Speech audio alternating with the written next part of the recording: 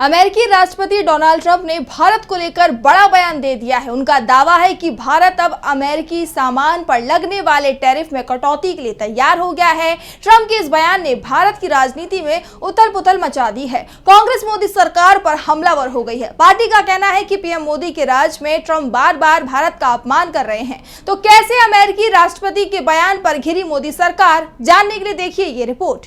अमेरिकी राष्ट्रपति Donald Trump के फैसलों ने दुनिया में टैरिफ वॉर छेड़ दी है और अब इसकी चपेट में भारत भी आ गया है। अमेरिकी राष्ट्रपति ने पहले भारत पर 2 अप्रैल से जवाबी शुल्क लगाने की घोषणा की और अब उनका दावा है कि बढ़ते टैरिफ को देखते हुए भारत सरकार अमेरिकी सामान पर लगने वाले टैरिफ में बड़ी कटौती करने को तैयार है। साथ ही उन्होंने ये भी कहा कि अब भारत अपने टैरिफ में कटौती इसलिए करना चाहता है क्योंकि हम उनके किए की पोल खोल रहे हैं।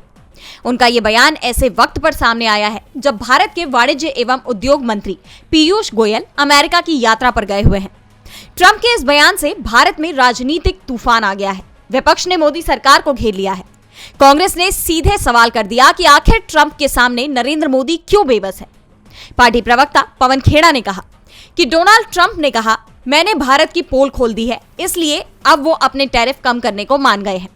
ऐसा लग रहा है कि किसी ने भारत को धमकाया और अपनी बात मानने को मजबूर कर दिया। हमने जब से ये शब्द सुने मन को बहुत दुख हुआ। कुछ हफ्ते पहले प्रधानमंत्री नरेंद्र मोदी अमेरिका गए थे।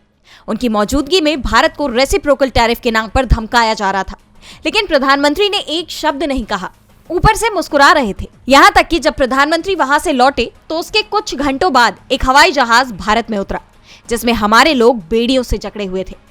ये देखकर बहुत दुख होता है। अमेरिकी राष्ट्रपति डोनाल्ड ट्रंप के बयानों ने पूरी दुनिया में ही बहस छेड़ दी है।